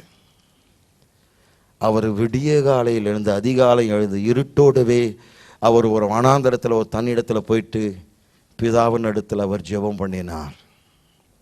ஜெபம் ஒரு மத சம்பந்தப்பட்ட கடமை அல்ல. ஜெபம் என்றால் தேவனோடு மனசை விட்டு பேசுவதுதான். நேற்று தினத்தில் பேசின பாப்பாவோடு சொல்லும், அவங்க சொன்ன வார்த்தை, அந்த சொல்லும்போது அவங்களுடைய அந்த தொனியில் அந்த பூரிப்பை நான் கண்டேன். சில வேளைகளே என்னுடைய அப்பா என்னோட உட்காந்து பேசும்போது எனக்கு சில காரியங்களை விளக்கி சொல்வார். அந்த பாப்பா அதை உணர்ந்து சொல்லும்பொழுது தன் தகப்பன் நேரம் எடுத்து உட்காருகிறது என்று கேள்விப்பட்ட உடனே அந்த பூரிப்பாளுடைய துணியை எனக்கு தெரிய ஆரம்பிச்சிச்சு. அப்போ நான் யோசித்தேன், ஒரு சரீர பிரகாரமான தகப்பன் எல்லாம் விட்டு மகளோடு உட்காந்து பேசும்போது அந்த பிள்ளைக்கு அவ்வளோ சந்தோஷம் கிடைக்கிறதுனா, ஜீவனுள்ள தேவன் அண்ட சராசரத்தை படைத்த நல்ல தகப்பன், நன்மைக்கு தற்சுரூபமான தகப்பனை விட்டு எப்படிங்க நம்ம அவ்வளவு அசட்டே இருக்கிறோம் என்று கிறிஸ்துவத்தை குறித்து நான் எண்ணும்போது நான் மிக வேதனைப்படுகிறேன். ஒன்றை மாத்திரம் சொல்லிக்கொண்டு நான் முடிக்கிறேன். நினைச்சதாதீங்க, இவர் சாதாரணமாய் வந்து இந்த செய்தியை கொடுத்துறார். I had to bleed in my spirit before I brought this message today. கடந்த ஒரு வாரமாய் I've been bleeding. I've been cut in every place to see how ungrateful I have been to my God. உங்களை குறித்து நான் சொல்லுங்க, என்னை குறித்து நான் பேசி கொண்டிருக்கிறேன். இந்த பகுதியை வாசிக்கும் பொழுது பிள்ளை நைட்டு வரலன்னு அவ்வளோ கோபம் வந்துடுச்சுங்க, பயம் வந்துடுச்சுங்க, பதட்டம் அடைந்தேன். ஆனால் மகனே இவனை கொன்னோன்னு ஆசைப்படுறாரு, உயிருக்கு தப்பி ஓடி வனாந்தரத்தில் ஒளிந்து கொண்டிருக்கிறாரு. எப்படியாவது மகனுடைய பார்வையெல்லாம் மாட்டக்கூடாது என்ற அந்த நேரத்தில் வியப்போடு தேவனை ஆராதித்து, அதிகாலையில் நான் இதை செய்வேன் என்றாரு, அதிகாலையில் உம்மை தேடுவேன் என்றார். இவ்வளோ வார்த்தைகளை பேசுகிறாரு. என் ஆத்மா உன் மீது வாஞ்சியா இருக்கிறது. அப்போ நான் என்னை பார்த்து கேட்டேன், ஆண்டவரே, இந்த தேவதாசனுடைய ஸ்தானத்தில் நான் இன்னும் இல்லையே.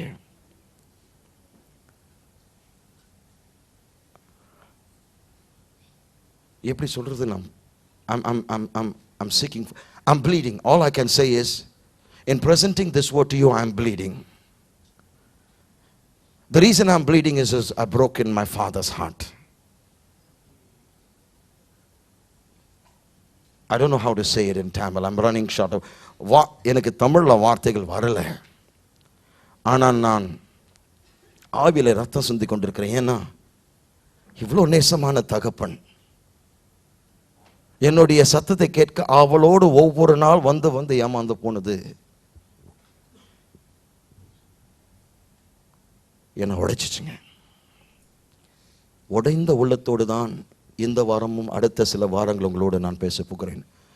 But I've been broken in many places to present this truth to you. பல இடங்களில் நான் உடைக்கப்பட்டதனுடைய காரணம் என்ன? அதிகாலையில் முதன்மையுள்ளவராக ஒரு ஆராதனைக்கு மேலாக பல வருடங்கள் நான் தேவனுக்கு கொடுக்கல ஆரம்ப நாட்களில். ஆனால் ஒரே ஒரு மாதத்திற்குள் அதை கர்த்தர் மாற்றி, சபை எப்பெல்லாம் ஆராதனைக்கு திறக்கப்பட்டதோ நான் இருந்தேன். ஒரே ஒரு மாதத்தில் கர்த்தர் அதை மாற்றினார். கடந்த 30 ஆண்டு காலமாய் வியாதிப்பட்டிருந்தேன் தவிர நான் எந்த ஆராதனை இது வரைக்கும் மிஸ் பண்ணதே கிடையாது. அதை ஏன் சொல்கிறேன்? இந்த கதையை சொல்லி நான் முடிக்கிறேன். நீங்க காலையில் விழிக்கும் பொழுது கர்த்தர் சொல்கிறார், அவர் பரவசத்தோடு ஆவேசத்தோடு ஓடி வந்து உங்களுடைய படுக்கைக்கு பக்கத்தில் உட்கார்றார். என் மகன் என்னோடு பேச போகிறார். நீங்கள் ஏஞ்ச மாத்திரத்தில் அவரும் பக்கத்தில் அந்த பெட் மேலே பக்கத்தில் உட்காந்து பேச போகிறார் என்று நினைச்சார். நீங்களும் ஏஞ்சி பாத்ரூம் போனீங்க. சரி, பாத்ரூம் போய் பல் வலிக்கிட்டு என்னோட வந்து பேசுவார் சென்று இன்னும் வெயிட் பண்ணுறாரு. நீங்கள் பல் வலிக்கிட்டு நேராக கிச்சன் போனேன். ஐயோ கிச்சன் போகிறாரு, என்னோட பேசலையே அப்படின்னு சொல்லி கிச்சனோடு சரி அங்கேயாவது சமைக்கும் போதாவது அந்த காப்பி பண்ணும்போதாவது எங்களோட பேசுவார்னு சொல்லி கிச்சன் உங்களோட ஓடி வந்தாருங்க. நீங்கள் காஃபியை பண்ண ஆரம்பிச்சிங்க, ஆனால் அவர்கிட்ட பேசலை. நீங்கள் அந்த காப்பி குடிச்சிட்டு அங்கே இறக்கிட்டு நீங்கள் திரும்ப இப்போ என் கூட வந்து நிச்சயமாக ஜெபம் பண்ணி என்னோட பேச போகிறாரு, என்னை கேட்க போகிறான்னு சொல்லிட்டு அவர் உங்களுக்கு முன்பாக பெட்ரூம் போகிற மாதிரி. ஆனால் நீங்கள் லிவிங் ரூமில் போனீங்க, ஹாலுக்கு போனீங்க. என்னடா ஹாலுக்கு போகிறாரு, சரி ஒருவேளை அங்கே தான் போய் ஜெபம் பண்ண போகிறார். அங்கே கேந்து வர்றாரு. நேராக போயிட்டு நீங்கள் என்ன பண்ணுறீங்க, டிவி ஆன் பண்ணிட்டு நியூஸ் பார்க்க ஆரம்பிக்கிங்க. அவர் சொல்கிறார், மகனே நற்செய்தி வைத்திருக்கிற இந்த செய்தி நீ பார்த்துன்னுக்கிறையே, நான் நற்செய்தி உனக்கு கொடுக்க நான் ஆவலோடு காத்திருக்கிறேன். அநேக எண்ணங்கள் ஓடி நிற்கிற, அநேக ஆசீர்வாதங்கள் கொடுக்க நான் ஆசைப்படுகிறேன். அநேக காரியங்களை வெளிப்படுத்த விரும்புகிறேன். தயவுசெய்து என்னை திரும்பி பாரு. நான் பக்கத்தில் என்னை திரும்பி, நீங்கள் வந்து பாட்டு சேனல் மாற்றிக்கிட்டே போகிறீங்க. அதுக்கப்புறம் திடீர்னு நீங்கள் எழுந்துறீங்க. எழுந்த உடனே வரீங்க, ஓஹோ போயிட்டு இப்போ வந்து நிச்சயமாக என்னோட உட்கார போகிறாருன்னு சொல்லிட்டு அவரும் பின்னாடி ஓடி வர்றார். நீங்கள் ட்ரெஸ் மாட்டிட்டு காரில் ஏறின்னு போயின்னு இருக்கீங்க. சூட் கேஸை பிடிச்சிட்டு காரில் ஏறிட்டீங்க. காரோடைய பின்னாடி சீட்டில் உட்காந்து, சரி காரை ஓட்டும் போதாவது என்ன இடத்துல பேசலாம் இல்லையா? 1 மணி நேரத்துக்கு டியூட்டி போகிறதுக்கு காரில் உட்காந்துட்டு அவர் வெயிட் பண்ணுறாரு. நீங்கள் பாட்ட FM ரேடியோ அப்போ தான் போட்டிங்க. FM ரேடியோ வெயிட் பண்ணி நீங்கள் வேலையில் போய் சேர்ந்துச்சு. வேலை அந்த பிரேக் டைம் கிடைக்கும் போது நிச்சயமாக என்னோட பேசுவார் சொல்லிட்டு பிரேக் டைமில் பக்கத்தில் வந்து நிற்கிறார். பிரேக் டைமில் நண்பர்களோடு காஃபி குடிக்க போயிட்டேங்க. ரெக்ரேஷனில் ரூமில் போயிட்டு காஃபியை குடிச்சிட்டு நாட்டினுடைய நிலவரத்தை கொடுத்து பேசினுக்கிறீங்க. ஐயோ நாட்டினுடைய நிலவரத்தை கொடுத்து பேசினுக்கிறேன், என்கிட்ட பேச மாட்டேங்கிறாரே. சரி முடிச்சுட்டு உடனே சீட்டில் வந்து உட்காரும் போது ஃப்ரீ டைம் கிடைக்கும். நிச்சயமாக என்னோட பேசுவார் கிடைக்கல.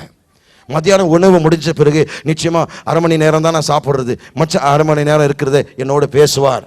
அந்த 30 நிமிடங்கள் பேசுவார் என்று ஆவலோடு காத்திருந்தார். அப்பொழுதும் நீங்கள் பேசலை. வேலைலாம் முடிச்சுட்டு ஈவினிங் திரும்ப போது நிச்சயமாக இப்பொழுதாவது என்னை துதிப்போய் என்னோடு பேசுவார்னு பார்த்தாரு. காரை ஓட்டிக்கிட்டு நீங்கள் எதை பேசலை. வீட்டுக்கு வந்து நிச்சயமாக என்ன இப்பொழுது நீங்கள் வந்து பேச போகிறீங்க, ஏன்னா நாள் ஃபுல்லாக பிஸியாக இருந்தீங்க. அவர் வந்து எதிர்பார்த்தார். ஆனால் நீங்கள் போயிட்டு உட்காந்துட்டு சீரியல் மேலே சீரியல் பார்க்க ஆரம்பிச்சிட்டிங்க.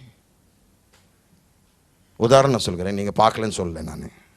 உதாரணம், அவர் வெயிட் பண்ணார். 1 2 3 4 ப்ரோக்ராம் முடிஞ்ச பிறகு நீ ஏன்ச்சிங்க, அடேங்கப்பா தூங்குறதுக்கு முன்னையாவது என்னோட வந்து பேசுவார் என்று சொல்லி கட்டல் பக்கத்தில் வந்து உட்காந்தார். நீங்களும் கொட்டாவி விட்டுட்டு பெட்ஷீட்டை போத்திக்கிட்டு ஒரு சில நிமிடங்களுக்குள்ள கொரட்ட சத்தம். அதை கேட்ட மாத்திரத்தில் கோபம் கொள்ளல, வேதனைப்படலை, கஷ்டப்படலை, கண்ணீர் சிந்தலை. உடைந்த உள்ளத்தோடு நீ தூங்கி இருந்த தடவி நாளைக்காவது நீ பேசுவேன் நான் நம்புறேன். இப்போ நீ டயர்டாக இருக்கிற, நாளைக்காவது நீ பேசுவேன் நான் எதிர்பார்க்குறேன்.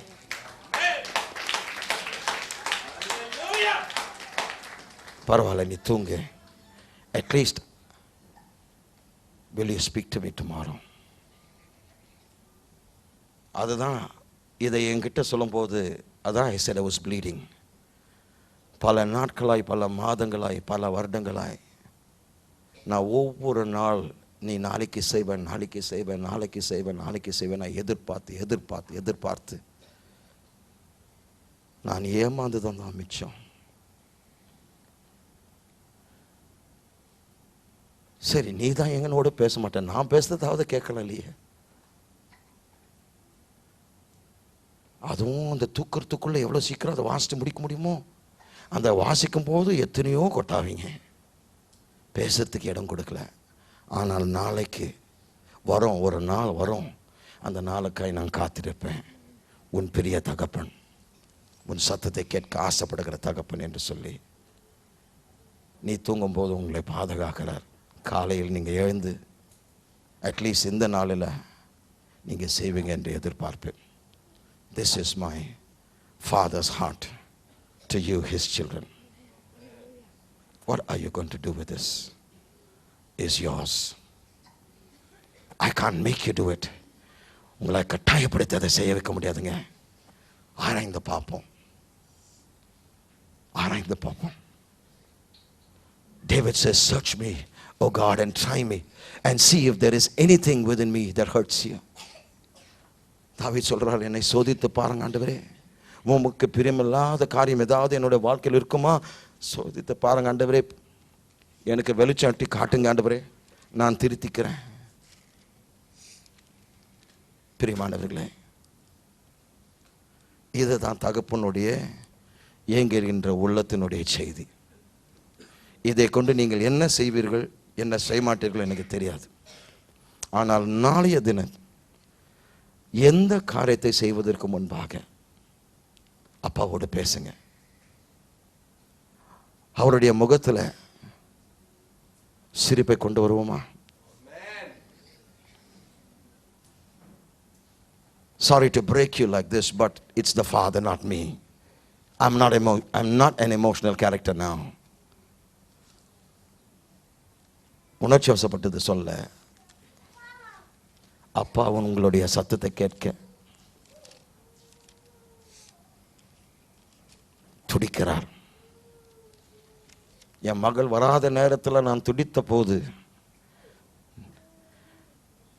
இந்த சிறு ஆண்டுகளுக்கே இந்த துடிப்பு உனக்கு இருக்கே,